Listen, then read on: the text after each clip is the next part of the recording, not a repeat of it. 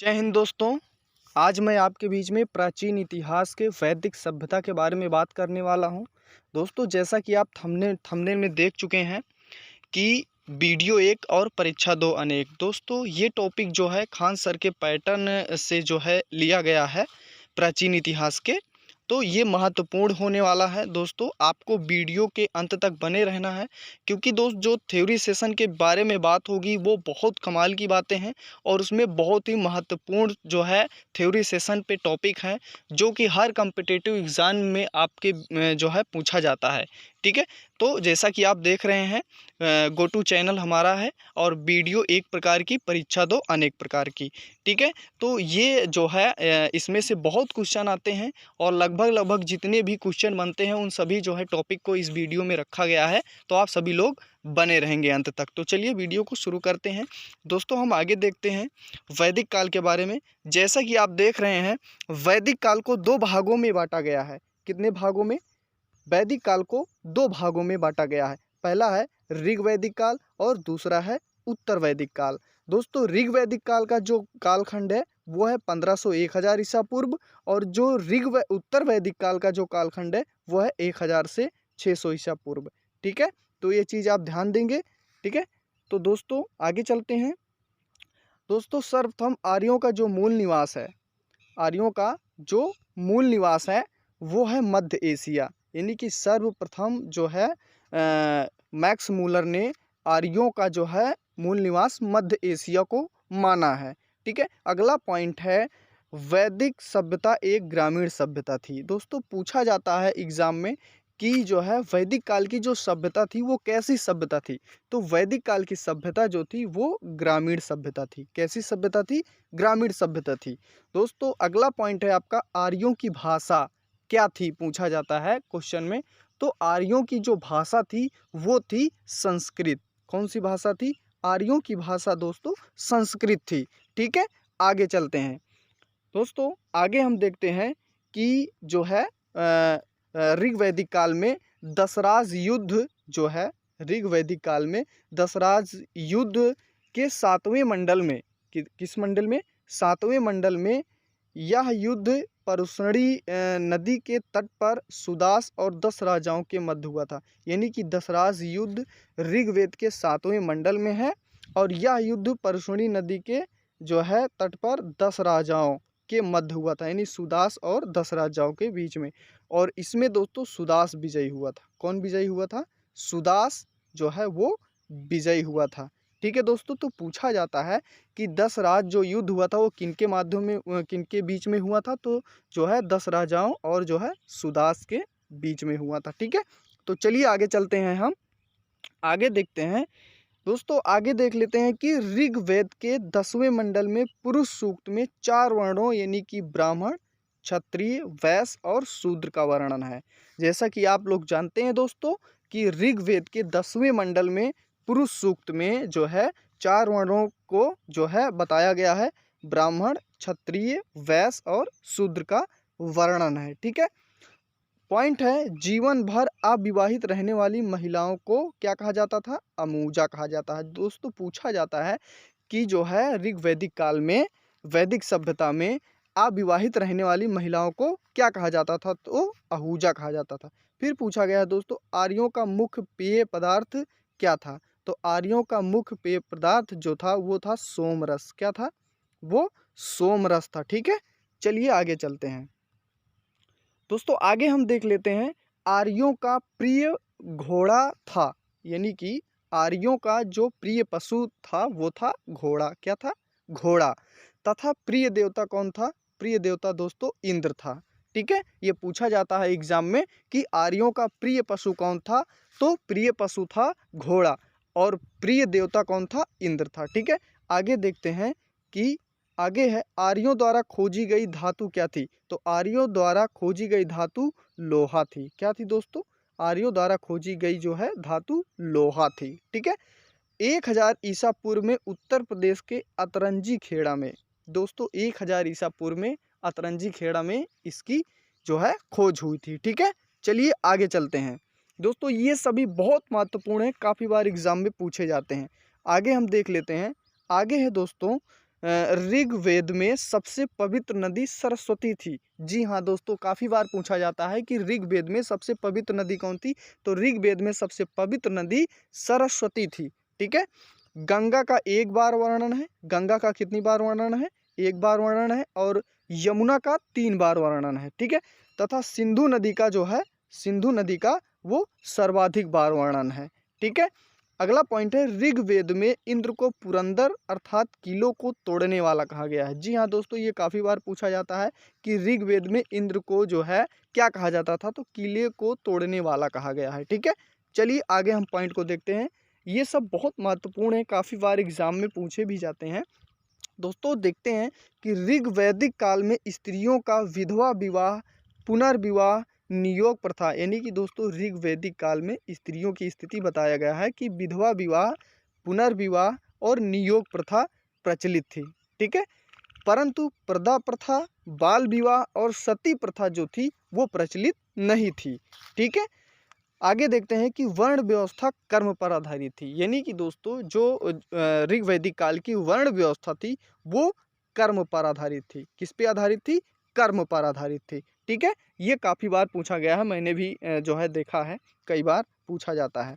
दोस्तों अगला है, उत्तर वैदिक काल में वर्ण व्यवस्था किस पर आधारित थी? ये पूछा जाता है। तो उत्तर वैदिक काल में वर्ण व्यवस्था जाति पर आधारित थी। किस पर आधारित थी? जाति पर आधारित थी। अगला है दोस्तों पॉइंट है, अगला पॉइंट है कि उत्तर वैदिक काल में प्रमुख देवता किसे माना जाता था? तो जो है इसमें क्वेश्चन बनता है, तो ब्रह्मा को माना जाता था। ठीक है। उत्तर वैदिक काल में प्रमुख देवता ब्रह्मा को माना जाता है। फिर है दोस्तों अगला पॉइंट क्या है कि जो है गायत्री गोत्र नामक संस्था, यानी कि गोत्र नामक संस्था का जन्म उत्तर वैदिक काल में हुआ था। जी हाँ दोस्तों, ये काफ़ी बार पूछा गया है कि गोत्र नामक संस्था का जन्म किस जो है काल में हुआ था? तो वो हुआ था उत्तर वैदिक काल में। किस काल में? गोत्र नामक संस्था का जो है जन्म वो उत्तर वैदिक काल में हुआ था। ठीक है। चलिए आगे चलते हैं दोस्तों, ये सभी महत्वपूर्ण क्वेश्चन है। आगे है दोस्तों कि महाभारत जो है, यानी कि महाभारत का सबसे पुराना नाम क्या था? जय संहिता, यानी कि महाभारत को पहले जय संहिता कहते थे। ये दोस्तों सबसे बड़ा महाकाव्य है, जो है महाभारत को सबसे बड़ा महाकाव्य जो है पूछा गया है। तो इसमें 2 क्वेश्चन बनते हैं कि महाभारत का पुराना नाम क्या है और सबसे बड़ा महाकाव्य कौन सा है। ठीक है। तो ये काफ़ी बार पूछा जाता है दोस्तों। आगे है दोस्तों, देख रहे हैं कि श्राद्ध कराने की प्रक्रिया जो है दैत्रेय ऋषि के बेटे निमि ने शुरू की थी। यानी कि जो श्राद्ध, जो लोग जो है हमारे जो है यहाँ पे जिनकी मृत्यु हो जाती है तो कर्मकांड होता है, तो उसके बाद जो है दोस्तों उनका जो है श्राद्ध कराया जाता है, जब वो मतलब जो है इस दुनिया को छोड़कर चले जाते हैं। तो ये प्रक्रिया जो है वो शुरू की गई थी दैत्य ऋषि के बेटे निमि के द्वारा शुरू की गई थी। ठीक है।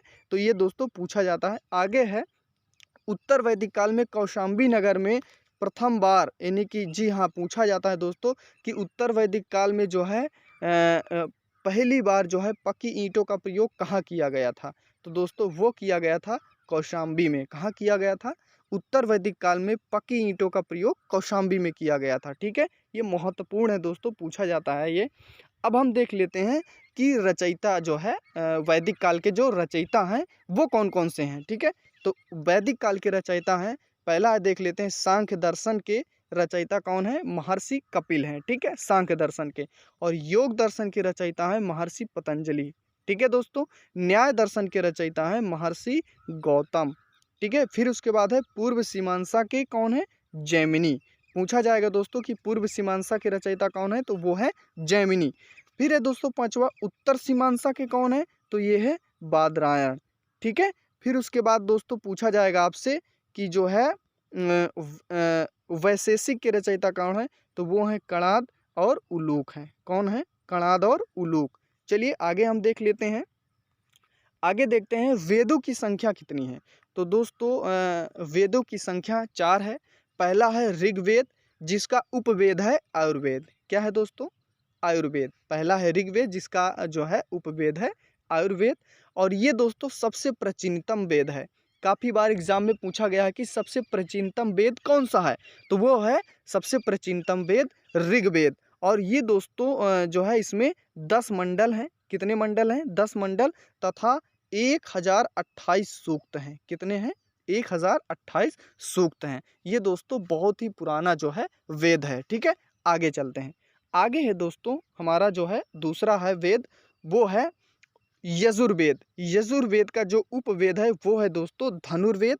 यह एक मात्र ग्रंथ है जिसकी रचना जो है गद्य और पद्य दोनों में की गई। दोस्तों ये बहुत बार पूछा गया है कि कौन सा ऐसा वेद है जिसकी रचना गद्य और पद्य में की गई है, तो वो है दोस्तों यजुर्वेद, जिसकी रचना गद्य और पद्य में की गई थी। यह मूलतः जो है कर्मकांड प्रधान ग्रंथ है। जी हाँ दोस्तों, पूछा जाता है काफ़ी बार, तो ये जो है कर्मकांड प्रधान ग्रंथ है। ठीक है, चलिए हम आगे चलते हैं। बहुत ही महत्वपूर्ण टॉपिक है दोस्तों, इनमें से बहुत सारे क्वेश्चन फंसते हैं, तो इन सब को जरूर ध्यान देना है और वीडियो के लास्ट तक जरूर बने रहना है दोस्तों, क्योंकि बहुत कुछ जो है इसमें से सीख मिलने वाली है। तीसरा वेद है हमारा यजुर्वेद। कौन सा वेद है? यजुर्वेद। इसका उपवेद है गंधर्व वेद। कौन सा है? गंधर्व वेद है दोस्तों। इसमें यज्ञ मंत्रों को जो है देवताओं की स्तुति के लिए गाया जाता था। यानी कि जो है इसमें यजुर्वेद में यज्ञ मंत्रों को देवताओं की स्तुति के लिए गाया जाता था। और दोस्तों दूसरा पॉइंट है कि इसमें यह इसे जो है भारतीय संगीत का मूल कहा जाता है। जी हाँ दोस्तों, पूछा भी जाता है जो है एग्जाम में कि भारतीय संगीत का मूल जो है किसे कहा जाता है, तो वो है दोस्तों यजुर्वेद को। ठीक है, ध्यान देंगे। आगे चलते हैं हम। आगे है अगला वेद है हमारा दोस्तों अंतिम वेद अथर्ववेद। कौन सा है? अथर्ववेद। इसका उपवेद है दोस्तों शिल्पवेद। कौन सा वेद है? शिल्पवेद। इसका जो है उपवेद है। इसमें दोस्तों ब्रह्म ज्ञान जो है, औषधि प्रयोग, ब्रह्म ज्ञान, रोग निवारण, तंत्र मंत्र, जादू टोना टोटका आदि का वर्णन है। दोस्तों जब आपसे पूछा जाएगा कि ब्रह्म ज्ञान, औषधि प्रयोग, जादू टोना टोटका कहाँ पूछा गया है, तो वो है दोस्तों अथर्ववेद में। ठीक है, आगे चलते हैं दोस्तों। आगे है दोस्तों पुराणों की संख्या कितनी है। दोस्तों जी हाँ, पूछा जाता है कि पुराणों की संख्या कितनी है, तो दोस्तों आपको मालूम होना चाहिए पुराणों की जो है संख्या 18 है। कितनी है? 18। सबसे प्राचीनतम स्मृति कौन सी है? वो है दोस्तों मनुस्मृति। पूछा जाता है कई बार। और ये भी पूछा जाता है कि सबसे प्राचीन पुराण कौन सा है, तो वो है दोस्तों मत्स्य पुराण। और ये भी पूछा जाता है पुराणों के रचयिता कौन है दोस्तों, तो है लोमहर्ष एवं उग्रश्रवा। ये जो है पुराणों के रचयिता हैं। आगे देखते हैं दोस्तों, आगे देखते हैं पुराणों का अध्ययन करने वाला, यानी कि दोस्तों पुराणों का अध्ययन करने वाला पहला मुसलमान। जी हाँ दोस्तों, ये काफ़ी बार पूछा गया है। पुराणों का अध्ययन करने वाला पहला मुसलमान कौन था, तो वो था दोस्तों अल-बरूनी। कौन सा था? अल-बरूनी। ठीक है, फिर उसके बाद दोस्तों पूछा जाता है कि गायत्री मंत्र के रचनाकार कौन है, तो गायत्री मंत्र के रचनाकार हैं विश्वामित्र। ठीक है दोस्तों, गायत्री मंत्र के रचनाकार विश्वामित्र हैं। फिर उसके बाद दोस्तों ये भी पूछा जाता है कि महाभारत के रचयिता कौन है, तो वो हैं दोस्तों वेदव्यास। ठीक है, महाभारत के ये रचयिता हैं। कौन? वेदव्यास। ठीक है, तो ये रहा दोस्तों काफ़ी जो है महत्वपूर्ण जो है टॉपिक। इनसे काफ़ी सारे जो है क्वेश्चन बनते हैं और दोस्तों इन्हीं में से आप जितना चाहे उतना जो है क्वेश्चन बना सकते हैं। दोस्तों वीडियो कैसी लगी? आई होप कि ये वीडियो बहुत अच्छी लगी होगी। तो आप सभी लोग ज़रूर कमेंट करिएगा और जो भी कुछ दोस्तों इसमें से त्रुटि रह गई हो आप ज़रूर बताइएगा। बाकी दोस्तों धन्यवाद।